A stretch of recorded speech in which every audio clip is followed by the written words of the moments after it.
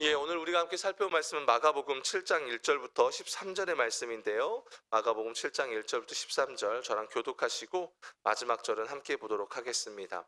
제가 먼저 읽겠습니다. 바리새인들과 또 서기관 중 몇이 예루살렘에서 와서 예수께 모여들었다가 그의 제자 중 몇 사람이 부정한 손, 곧 씻지 아니한 손으로 떡 먹는 것을 보았더라. 바리새인들과 모든 유대인들은 장로들의 전통을 지키어 손을 잘 씻지 않고서는 음식을 먹지 아니하며 또 시장에서 돌아와서도 물을 뿌리지 않고서는 먹지 아니하며 그 외에도 여러 가지를 지켜 오는 것이 있으니 잔과 주발과 놋 그릇을 씻음이러라. 이에 바리새인들과 서기관들이 예수께 묻되 어찌하여 당신의 제자들은 장로들의 전통을 준행하지 아니하고 부정한 손으로 떡을 먹나이까? 이르시되 이사야가 너희 외식하는 자에 대하여 잘 예언하였도다. 기록하였을 때 이 백성이 입술로는 나를 공경하되 마음은 내게서 멀도다. 사람의 계명으로 교훈을 삼아 가르치니 나를 헛되이 경배하는도다 하였느니라. 너희가 하나님의 계명은 버리고 사람의 전통을 지키느니라. 또 이르시되 너희가 너희 전통을 지키려고 하나님의 계명을 잘 버리는도다. 모세는 내 부모를 공경하라 하고 또 너희 아버지나 어머니를 모욕하는 자는 죽임을 당하리라 하였거늘 너희는 이르되 사람이 아버지에게나 어머니에게나 말하기를 내가 드려 유익하게 할 것이 고르반 곧 하나님께 드림이 되었다고 하기만 하면 그만이라 하고 자기 아버지나 어머니에게 다시 아무것도 하여 드리기를 허락하지 아니하여 다같이 너희가 전한 전통으로 하나님의 말씀을 피하며 또 이 같은 일을 많이 행하느니라 하시고. 아멘. 예전에 이제 최근에 그 한국 영화 중에 그런 다 보지는 않았는데요. 그 유명한 대사가 있어요. 여러분 그거 아시죠? 무엇이 중한디 뭐 다 보지는 않았어요 아마. 근데 요 대사는 되게 유명한 것 같아요. 무엇이 중헌디 중헌디 그렇게 하더라고요. 어디 사투리인지는 잘 모르겠어요. 근데 어, 무엇이 무엇이 중요할까요? 그러니까 저희가 신앙생활 하다 보면 진짜 붙들고 진짜 우리가 잡고 가야 될 것, 진짜 중요하게 여기고 가야 될 것과 또 그렇게 그것이 우리의 인생에 중요한 것으로 여기지 않는 또 비본질적인 것들이 우리의 인생 속에 참 많이 있는 것 같습니다. 근데 이게 때로는 뒤죽박죽 섞여 있어서 무엇이 중요한지, 뭐가 중요한지 또 아닌지에 대해서 우리가 분간하지 못하고 우리가 갈 때가 참 많습니다. 그래서 본질과 비본질을 구별하지 못할 때가 많습니다. 본질이라는 건 말 그대로 변하지 않는 겁니다. 시대가 흘러도 또 상황이 바뀌어도 변하지 않고 우리가 붙들고 가야 되는 것을 본질이라는 걸로 표현을 합니다. 비본질은 늘 변할 수 있는 겁니다. 사람에 따라서, 상황에 따라서 얼마든지 바뀔 수 있는 겁니다. 근데 막상 우리가 신앙생활을 하다 보면 이게 우리가 주객이 전도가 된다고 그러잖아요.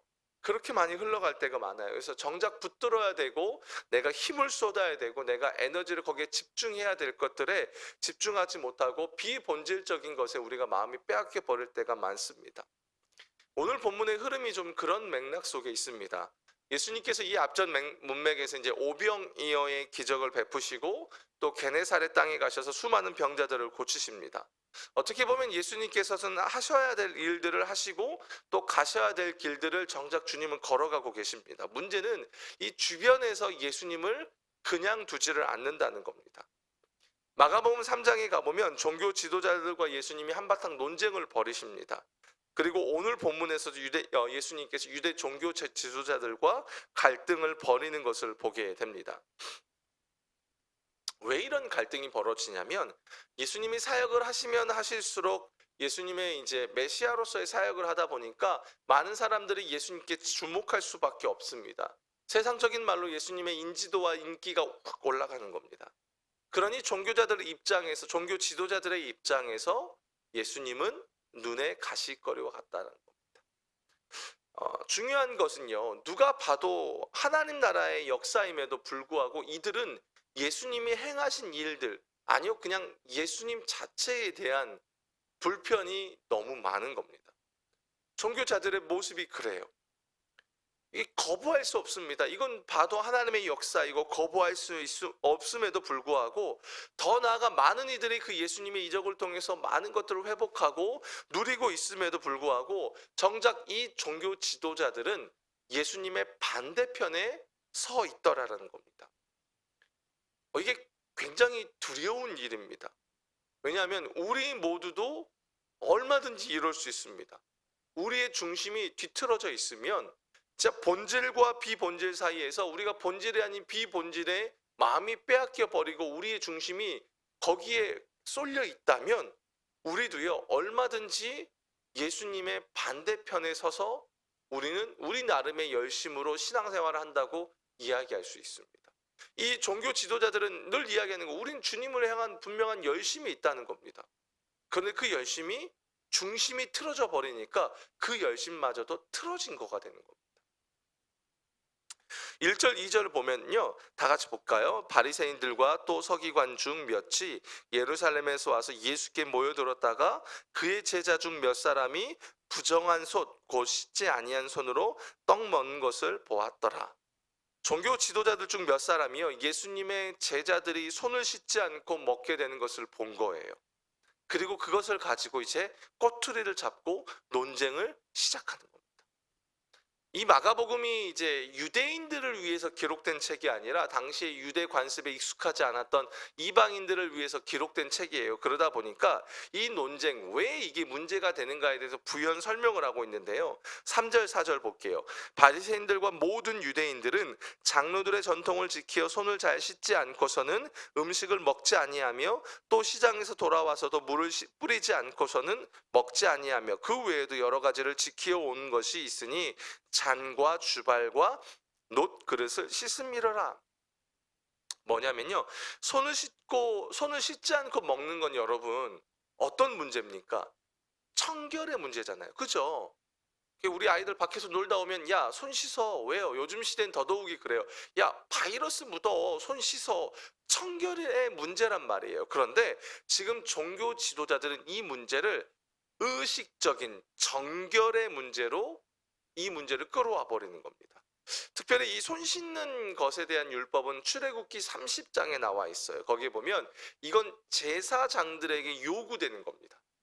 제사장들이 성전에서 이제 은연중에 외부에 있던 어떤 사람들이나 부정한 사람들과 아니면 어떤 물건에 접촉했을 때에 그대로 이제 성소 안으로 들어가면 안 되니까 거기 안에서 물두멍에 손을 씻는 겁니다. 그 씻는 것을 통해서 부정을 제거하고 정결함으로 나아간다라는 어떤 좋은 의미가 있어요. 문제는 이것이 시간이 지나면서 이 율법 학자들이나 랍비들, 서기관들이 제사장들에게 적용되었던 이것을 일반 사람들에게 확대해서 적용시켜 버리는 겁니다. 그래서 손을 씻은 다음에 밥을 먹고, 특별히 시장 같은 데를 갔다 오면 우리가 그렇잖아요. 뭐 장 보고 오면은 여러 사람들을 만나기 때문에 그 부정한 물건들을 만들었을 수도 있다 싶어서 모르는 사이에 그런 것들과 접촉했을 수 있다라는 생각이 있어서 몸을 씻고 깨끗이 이렇게 물을 뿌리는 그런 의식들로 이걸 바꿨어요. 그래서 이거를 흔히 말하는 장로들의 전통, 유전 이렇게 표현을 하는 겁니다. 어떻게 보면요, 굉장히 귀한 겁니다. 그렇죠? 이런 거잖아요. 어떻게든 내가 세상에 나아갔다가 하나님 앞에 나아가면서 뭐라도 좀 세상 것들을 우리가 좀 이렇게 제거하고 좀 정결하게 나가고 싶은 그런 마음들이 있었다는 거예요. 그러니까 삶의 모든 영역에 그렇게 적용하고 싶은 마음들이 있어서 그 당시 지도자들이 이것을 확대시킨 겁니다. 근데 문제는 뭐냐면 이게 시간이 지나면서 그 본질, 처음의 마음이 사라져 버리는 겁니다. 그냥 이거예요. 우리 형식적으로 마치 이 중심의 마음을 빼버리면 그 옛날 그 속된 무속 신앙 중에 고실해 한다고 막 그러잖아요. 마치 그것과 의미가 별반 차이가 없는 걸로 진행돼 버리는 겁니다. 그러니까 그 본질에 대한 의미, 그들의 마음의 중심이 뒤틀어져 있는 겁니다. 그래서 사람들 눈에는 제자들이 어떤 사람으로 비춰졌냐면 제자들이 손을 씻지 않고 먹으니까 이 종교 지도자들은 율법을 어긴 것처럼 경건하지 않은 자라고 그 제자들을 정죄하고 판단하기 시작됐다는 거예요. 더욱이 그것보다도 더 큰 문제는 뭐냐면 지금 이 종교 지도자들이 예루살렘부터 예수님이 계신 곳까지 나온 이유가 뭐예요? 어떻게든 예수님의 흠을 잡고 싶은 겁니다. 책을 잡아서 예수님을 무너뜨리려 하는 건다라는 겁니다. 그러니까 이미 이들 안에는요, 중심이 다 틀어져 있는 겁니다. 다 틀어져 있는 거예요. 그래서 5절에 보면요, 뭐라고 이야기를 하냐면, 이에 바리새인들과 서기관들이 예수께 묻되 어찌하여 당신의 제자들은 장로들의 전통을 준행하지 아니하고 부정한 손으로 떡을 먹습니까? 라고 이야기하는 겁니다. 핵심이 뭐예요? 이 사람들이 전면에 꺼내고 든 이야기가 뭡니까? 왜 장로들의 전통을 안 지키냐는 거예요. 뭐가 우선이 돼버렸어요? 장로들의 전통이 우선이 돼버린 겁니다. 여기에 굉장히 재밌는 표현이 있는데요. 여기서 예수께 묻되라고 나오잖아요. 요 묻되라는 단어가 어떤 단어냐면 단순히 궁금해서 이렇게 여러분들이 질문해 온다라는 그런 의미도 기본적인 건 있지만, 이 본문 안에서 어떤 의미로 쓰였냐면요, 죄인을 신문할 때 쓰는 말이에요. 죄인을 신문할 때. 그러니까 뭐예요? 지금 이 사람들은 작정하고 덤벼드는 겁니다. 여러분, 작정하고 덤벼든 사람 만나보신 적 있으십니까? 야, 제가 목회하면서 그런 경험이 몇 차례 있거든요. 와, 쉽지 않아요. 작정하고 덤벼드는 거예요. 이미 올 때부터 이 마음이 삐뚤어져 있는 겁니다. 그러면 무슨 말을 해도 들어가지가 않는 거예요. 예수님이 뭐라고 말씀하세요? 6절 7절 볼까요? 이르시되 이사야가 너희 외식하는 자에 대하여 잘 예언하였도다. 기록하시되 이 백성이 입술로는 나를 공경하되 마음은 내게서 멀도다. 사람의 계명으로 교훈을 삼아 가르치니 나를 헛되이 경배하는도다. 뭐예요? 선지자 이사야 글을 딱 예수님이 인용하셔서 말씀하시는 겁니다. 여기서 예수님이 인용하신 이사야서 29장 13절의 말씀은요, 어떤 내용이냐면, 이사야 선지자가 있었던 그 시대의 모습이 뭐냐면, 이스라엘 백성들이 겉으로는 종교적으로 하나님을 막 섬긴다고 합니다. 근데 마음으로는 어때요? 이미 하나님을 떠났어요. 그래서 이사야서 1장에 가보면 하나님이 이사야 선지자를 통해서 뭐라고 말하냐면, 너희가 마당만 밟고 간다고요. 마당만 밟고. 여러분, 누구 집을 방문하면 어때요? 집 안으로 들어가야 되잖아요. 근데 마당만 밟고 갔다는 거예요. 그냥 딱 도장만 찍고 가는 격이라는 겁니다. 그러니까 그 시대, 이사야 선지자 시대의 사람들의 종교적인 외식들, 그 마음에 뒤틀려진 것을 예수님이 갖다가 지금 이야기하는 거예요. 어떻게 보면 지금 종교자들의 지도자들의 모습은요, 외적으로 보면요, 대단하죠. 일상의 모든 것까지, 밖에 나갔다 왔으면 씻어야지, 뭐 해야지. 얼마나 종교적이에요. 얼마나 멋있어 보여요. 얼마나 있어 보입니까? 그런데 어쩌면 하나님에 대한 최고의 존경의 모습을 담은 것 같아요. 화장실만 갔다 와도 저기만 나갔다. 여러분, 그 본당을 벗어났다 나갔다 들어오면서 계속 손 씻고 막 하나님 앞에 정결 헌금하고 뭐하고 그런다고 생각해 보세요. 겉으로 볼 때는 어때요? 이야, 저 사람 신앙 진짜 좋다라고 하겠죠. 그런데 어때요? 중심이 틀어져 버렸다는 겁니다. 틀어져 버렸다는 거예요. 문득 이렇게 설교 준비하다가 갑자기 어렸을 때 생각이 나는 거예요. 어렸을 때는 왜 그렇게 강단이 높았는지 몰라요. 그죠? 초등학생 기준으로 허리 정도 됐던 것 같아요. 그리고 전 이해가 아직도 안 돼요. 왜 이렇게 무섭게 강단을 꾸며놨는지 몰라요. 뒤에 시커먼 휘장을 해놨어요. 그래서 그 휘장 뒤를 거치면, 어렸을 때 그런 호기심이 있어서 그걸 이렇게 젖히면 저 뒤가 뭐 다른 세계로 들어가나? 막 그런 생각이 들었고, 그 강대상을 어렸을 때 또 왜 그렇게 강대상을 올라가고 보고 싶었는지 몰라요. 그래서 목사가 됐는지는 모르겠어요. 그러니까 거기 한번 올라가고 나면은 그 권사님들한테 그렇게 등짝을 맞고 혼나고, 거기는 아무나 가는 곳이 아니야. 지금 생각해 보면 그게 무슨 의미가 있었나 싶어요. 물론 이제 그 당시 때 그 어른들의 마음이 참 귀했어요. 헌금 하나 할 때도 어떤 분들은 다림이 다려가지고 헌금하신 분들도 있더라고요. 그러니까 마음이 귀했던 것 같습니다. 마음을 보는 거죠. 어떻게 보면 주님이 우리 하나하나의 그 중심의 마음을 보시는 건데, 지금 종교 지도자들은 뭐예요? 이미 그 마음에서부터 악해져 버리는 겁니다. 그러니까 본질과 비본질을 완전 뒤틀려서 지금 사용해 버리는 겁니다. 마음이 없어요. 그러니까 이들은 그냥 우리가 해오던 전통이 더 중요한 거예요. 우리 교회는 이걸 해왔어. 뭐 전통이 나쁘다 이걸 말하지 않아요. 우리가 하나님 앞에 어떨 때는 우리 나름의 문화를 만들어 갈 수 있는 거라고 생각해요. 우리 교회는 이런 문화가 있어. 그런데 이 문화가 어떻게 보면 더 우선이 되어 버려요. 그러면 안 된다는 거죠. 내용이 없어요.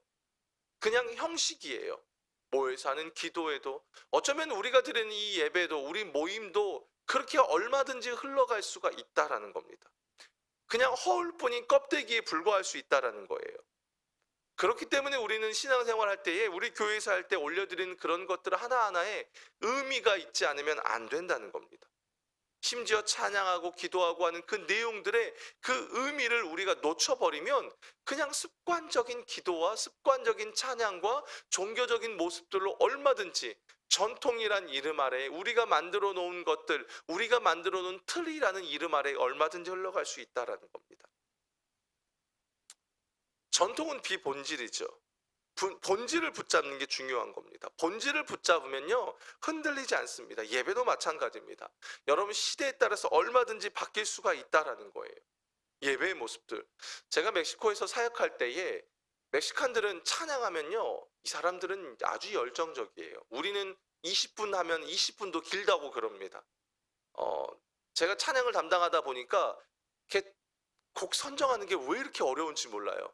누구는 이런 찬양이 좋다, 이런 게 좋다, 다 달라요. 요구하는 게 다 달라요. 힘들어요. 근데 그 멕시칸들하고 찬양하면 이 사람들은 1시간을 찬양해요. 모르는 곡이든 아는 곡이든. 제가 중국 단기 선교를 갔는데 이 사람들은 예배 시간이 3시간이에요.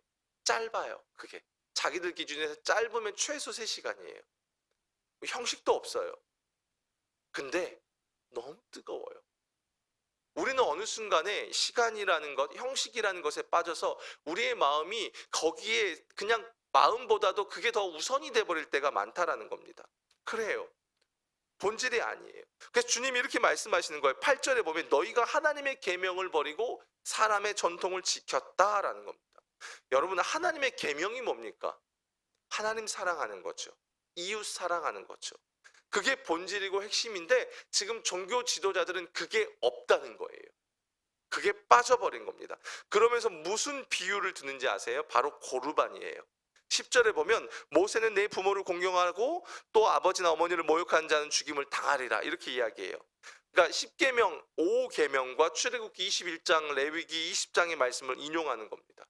그러면서 11절에 너희는 이르되 사람이 아버지에게나 어머니에게 말하기를 내가 드려 유익하게 할 것이 고르반 곧 하나님께 드림이 되었다고 하기만 하면 그만이라 하고 자기 아버지나 어머니에게 다시 아무것도 하여 드리기를 허락하지 아니하여 너희가 전한 전통으로 하나님의 말씀을 폐하여 또 이 같은 일을 많이 행한다라는 거예요. 이게 무슨 말이냐면요 고르반이라는 게 하나님께 드림이 되었다는 말이에요. 이걸 직역하면 고르반, 그것은 선물이다라는 뜻인데 왜 구약 성경에서 고르반이라는 것이 하나님께 드리는 제물이나 예물을 가리키는 데만 사용되었거든요. 이게 그러니까 이런 거예요. 맹세한 거예요.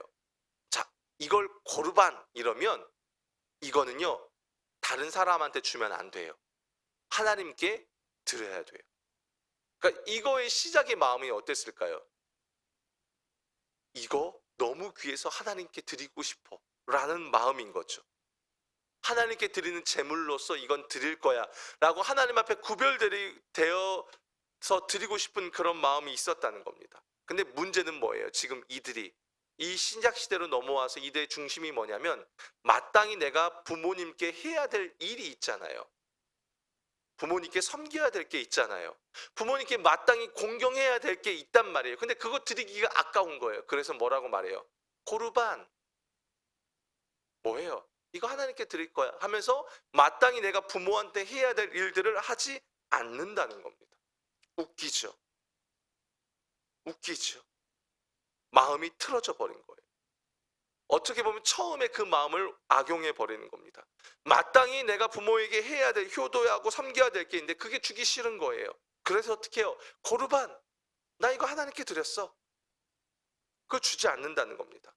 문제는 뭐예요? 그들이 만들어 놓은 전통 때문에 결국은 그들이 뭘 어겨버리는 거예요? 10계명의 제5계명, 내 부모를 섬기라는 그 말을 어겨버리는 겁니다. 자가당착이죠. 사람을 부정하게 만드는 게 결국은 뭡니까? 그러니까 외부의 어떤 것이 중요한 게 아니라 그 내부의 마음의 중심이 더 중요하다는 걸 주님이 말씀해 주시는 거예요. 그래서 이게 오늘 본문엔 제가 다루지 않지만 내일 본문에 가보면 오늘 본문에 대한 비유 해석으로 뭐라고 말하냐면 예수님이 너희들 입으로 들어가는 것보다 너희 마음에서 입에서 나오는 것, 너희 중심에서 나오는 게 너희를 더 더럽게 해. 무슨 말이에요? 지금 종교 지도자들의 가장 결정적인 문제가 뭐냐면 속이 뒤틀어져 있다는 거. 속이 뒤틀어져 있다. 주객이 전도되었다는 거. 사랑하는 여러분, 신앙의 본질은 다른 게 아닙니다. 우리의 마음을 먼저 점검하는 겁니다. 우리의 중심에서부터 하나님을 사랑하는 마음, 그분을 경외하는 마음, 그 마음을 우리가 붙들고 나아가야 되는 겁니다. 그것이 표현되는 방법들은 다 달라요. 어떤 사람들은 이렇게 표현될 수도 있고 저렇게 표현될 수도 있어요. 그러나 그 마음의 중심은 분명해야 한다는 겁니다. 그래서 진짜 경건은 보여지는 외적인 것이 아니라는 겁니다. 다름을 인정해야 될 때도 있고요. 또 그 가운데서 그 마음의 중심을 우리가 살피며 가야 될 때가 있다라는 겁니다. 사랑하는 여러분, 오늘 주님은 우리의 중심을 점검하게 하십니다. 단순히 우리가 얼마나 열정적으로 교회에 책임을 다하느냐, 우리의 전통에 목을 매이느냐, 그걸 말씀하지 않습니다. 얼마나 우리가 처음에 불렀던 찬양처럼 얼마나 온 마음을 다해서 주님을 사랑하고 그분의 말씀에 귀를 기울이고 나아오느냐, 그걸 먼저 보십니다. 오늘 종교 지도자들의 가장 큰 문제가 그거였던 겁니다. 이미 예수님 앞에 나오면서 그 마음에 악함으로 가득 차 있는 거예요. 자기들의 전통이 예수 그리스도보다 더 앞서 버렸다는 겁니다. 주객이 전도가 되어 버렸다는 겁니다. 이건 우리도 얼마든지 이럴 수 있습니다. 얼마든지 이럴 수 있습니다. 그렇기 때문에 다시 한번 오늘의 우리의 마음을 점검하며 갔으면 좋겠습니다. 주님, 입으로 들어가는 것보다 입에서 나오는 것이 더 중요하다는 것을 깨닫고, 주님, 이 시간 우리의 마음을 주님 앞에 내어드립니다. 내 마음이 주님을 사랑하고 주님 한 분을 경외하는 것으로 내가 나아가길 원합니다. 내가 전통에다가 주님을 끌어맡겨 넣는 것이 아니라 주님의 말씀에 내가 들어가겠습니다 라는 고백이 우리 안에 있고, 오늘 하루도 여러분 우리의 마음을 주님 앞에서 잘 다스리며 가셨으면 좋겠습니다. 이 시간 우리 마지막으로 기도하며 갔으면 좋겠습니다. 한 가지 기도 제목만 하고요, 우리 각자 기도하시고 여러분 돌아가시도록 하겠습니다. 기도할 때 주님, 우리가 겉으로 주님을 섬긴다는 명분 때문에, 또 교회의 전통을 지킨다는 명분 때문에, 비본질적인 것들을 지킨다는 이유로 정작 우리가 사랑해야 될 주님, 우리가 경외해야 될 그 주님을 놓쳐버릴 때가 참 많습니다. 특별히 주님이 오늘 고르반이라고 말해요. 하나님께 드린다는 명분으로 진짜 내가 사랑해야 될 사람을 섬기지 못하는 그런 누를 범하지 않게 해주십시오. 우리 중심에 주님을 더욱 사랑하는 내 삶, 주님만을 더욱더 경외하는 나의 인생이 되게 해달라고 우리 주님의 이름 한번 부르짖고 기도하시고 여러분 개인 기도하시고 돌아가겠습니다. 주여, 하나님 아버지,